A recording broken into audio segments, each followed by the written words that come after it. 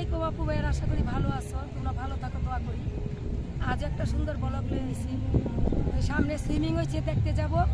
দুপুরে ভাত খাইয়া তারপরে বাইরে হইলাম নাতিরে লইয়া। সুইমিং হয়েছে, তারপরে ওইখানে শিকা আর এই যে কাপ আছে না, কাছে না কি মাটির, ওই মাটির কাপ কিনবো, দাম জিগাবো, দেখি কি করে। তো চলো আমরা সুইমিংটা দেখে আসি।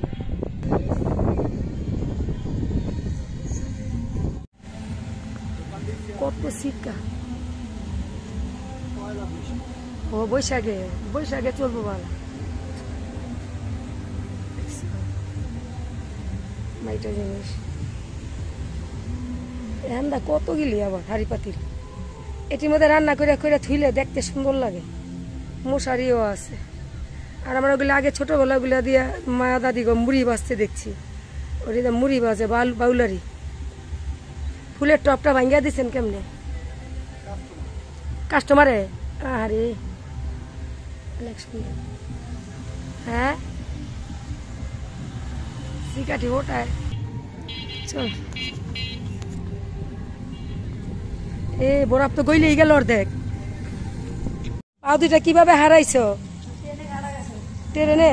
আরে এই সুইমিংটা যখন রেডি করে কমপ্লিট হয় নাই, মুজক করতেছে, এই টাইস লাগাইতেছে, তখন আসছিলাম, বলছিলাম এটা যদি সুইমিং হয় তা আমি একবার আইসা দেখায় যাব। তো এই তো সুইমিংটা রেডি হয়ে গেছে। এই পানিগুলা কিন্তু মাটির নিচের থেকে এই কারেন্টে ওঠাইতেছে এই গোসলের জন্য।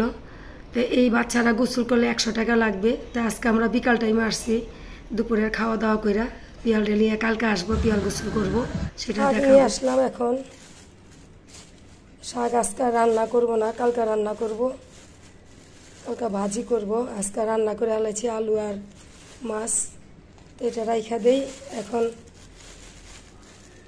আর এটা দেখাবো না। তো মাছ আর আলু রাঁধছি ঝোল, এটা দিয়ে ভাত খাবো। হনে খাওয়া দাওয়া করে পিয়ালটা একটু সুইমিং দেখাইতে লয়ে যাবো। বিসমিল্লাহ। আজকে দুপুরে ভাত রান্নাম। আজকে 3 দিন ধরে ঘরে খাওয়া নাই আমরা।